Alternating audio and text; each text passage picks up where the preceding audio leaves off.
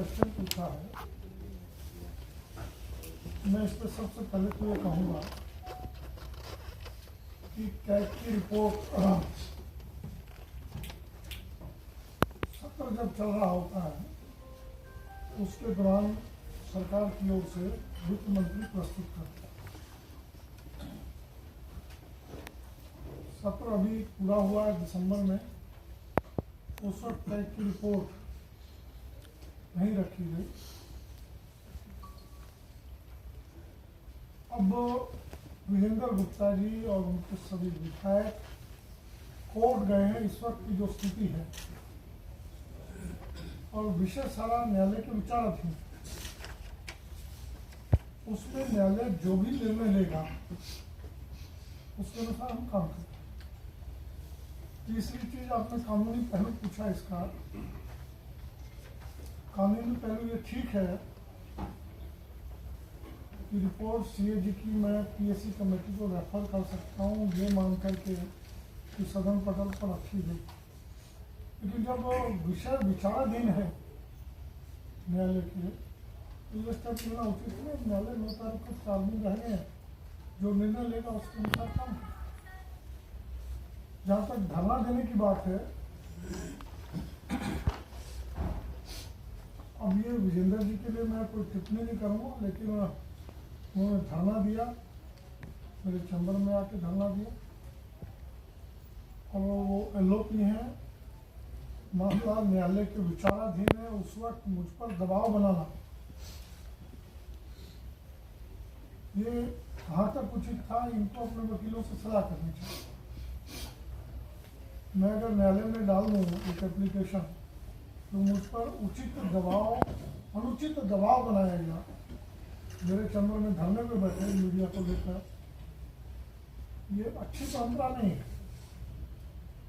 और विजेंद्र जी क्यों ऐसा करते हैं, बचकाना हारते हैं, मैं उनको टिप्पणी नहीं करता।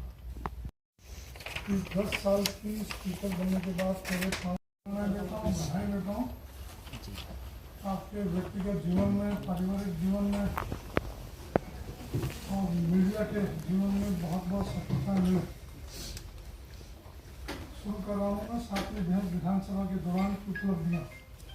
ये मीडिया दिनांक 24 फरवरी 2020 को आयोजित की गई थी और दिनांक 4 दिसंबर 2024 को इसकी 73वीं बैठक आयोजित की गई। इन 5 वर्ष पार किया। 7वीं विधानसभा 2 वर्ष 20 और जिक्र मैं आपके सामने कर रहा हूँ। 7वीं विधानसभा में प्रश्नकाल के लिए कुल 1095 प्रश्नों को सूचीबद्ध किया गया और सदस्यों को पूरक प्रश्न पूछने का पर्याप्त अवसर दिया गया।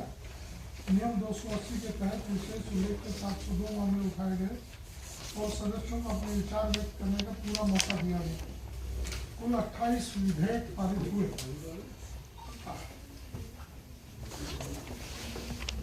सरकारी संकल्प और 14 अन्य संकल्प भी पारित किए गए। कुल 13 प्रस्ताव पारित किए गए। 39 अल्पकालिक चर्चाएं हुई तथा 13 ध्यानाकर्षण के विषय उठाए गए। समितियों के क्षेत्र में भी 7वीं विधानसभा ने महत्वपूर्ण कार्य किया। विभिन्न समितियों की 19 रिपोर्ट प्रस्तुत की गई तथा स्वीकार की गई। केंद्र शासित प्रदेश की विधानसभा होने और सीमित शक्तियों के बावजूद मैं समझता हूँ उल्लेखनीय कार्य किए गए हैं। कार्यों को देखते हुए विधानसभा के कर्मचारियों के लिए विधानसभा परिसर में व्यापक स्तर पर कोविड टेस्ट के प्रबंध किए गए। 9/8/22 को कोरोना वेरियस मेमोरियल का भी अनावरण किया गया। 25 जनवरी 2021 को विधानसभा में अशोक स्तंभ स्थापित किया गया। 3 जनवरी 2022 को जलियांवाला बाग और झांसी रानी की लक्ष्मीबाई के मॉरल्स का उद्घाटन किया गया। 9/8/2022 को ऐतिहासिक फांसी घर को रेनोवेट करने के बाद आम जनता के लिए खोल दिया गया। आयु 77 वर्ष हो चुकी है। 5 जनवरी को 77 कंप्लीट करने जा। और मैं 1 साल से पिछड़े परिवार, वाइफ, मेरी धर्मपत्नी, बच्चे अब चाहते थे कि चुनाव ना हो। और मेरी भी कुछ इच्छा थी इस वर्ष 23 और 24 के दौरान मुझे 2 बार हॉस्पिटलाइज भी होना पड़ा अपोलो में। लगभग 10 से 15 दिन तक मैं रहा और इस बार बहुत चुनाव लड़ लिए हैं और थोड़ा अध्यात्म की ओर बढ़ने आत्मचिंतन हो रहा है। तीसरा, मेरे समाज सेवा के बहुत प्रोजेक्ट चल रहे हैं। इसमें हमारी लैब में महाराजा अग्रसेन सिंह सेवा संस्थान की एम्बुलेंस चलती हैं। अभी एक और नया प्रोजेक्ट हम लेने जा रहे हैं, टाउन कैंप चलता है। तो ये एक ऐसे प्रोजेक्ट हैं जिनको मुझे मॉरल अध्यात्म सपोर्ट मिलता है। अभी निवास हॉस्पिटल के सामने एक धर्मशाला बनाने जा रहा है। उनके लिए सबके लिए समय चाहिए और व्यक्तिगत तक जहाँ तक मैं बात करूँ, ठीक है राजनीति में मैं आया हूँ, राजनीति में रहा हूँ और राजनीति से मैं अलग नहीं हूँ। हाँ, चुनाव की राजनीति से अपने आप को अलग कर। दूसरा, आपने कहा कि आपने प्लेन लेटर पर दिया, प्लेन टैग रखा उसका और लेटर पैड पे नहीं दिया।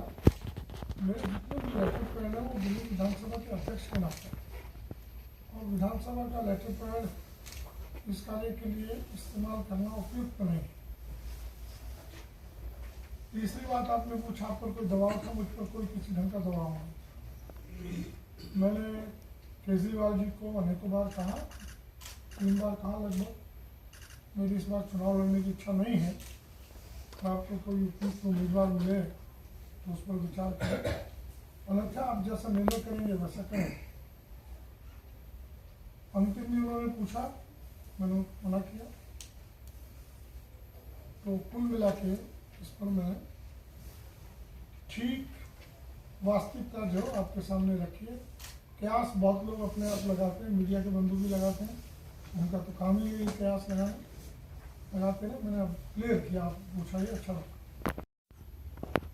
उस वक्त क्वेश्चन नहीं लग सकता विधानसभा में, क्वेश्चन लगाते हैं तो उत्तर नहीं आता। लैंड ऑर्डर दिल्ली सरकार का सब्जेक्ट नहीं है, तो जो महत्वपूर्ण विषय है वो सारे पीछे छूट गए, उन पर कोई उत्तर नहीं आता, इसलिए क्वेश्चन नहीं लगता। हालांकि इस बार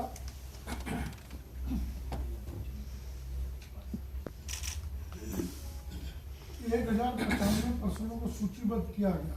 तो ये तो 5 साल का डेटा, 20 और 21 में सेशन नहीं, तो 3 साल में 1095 प्रश्न लगना। तो इस साल भी तो सर कोई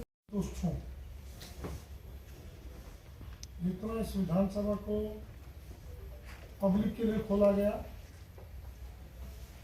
देशभक्तों को यहाँ स्थान मिला, भगत सिंह सुखदेव राजगुरु का विधानसभा में स्टैचू लगे उनके, विधानसभा में ये पूरा इतिहास लोगों को मालूम नहीं था कि न्यायालय में परिवर्तित हो गया था लोकसभा शिफ्ट होने के बाद 1926 में। लाल किले से कैदियों को लाया जाता था, उसको भी हाईलाइट किया गया। कोई भी मीडिया के बंधुओं का उसमें साथ मिला, सहयोग मिला। फांसी घर निकाला गया जो अनेकों सालों से बंद था, कब से बंद था, उसको भी हाईलाइट करने में आपका योगदान मिला। लेकिन एक मैंने डार्क स्कीम चालू की, उसमें बड़े अच्छे अच्छे क्वालिफाइड लोग आए थे, विदेशों में कार्यरत थे, वो भी आए। लेकिन उसको जिस ढंग से एलजी ने 3 साल चलने के बाद बंद कर दिया, वो बड़ा दुर्भाग्यपूर्ण था।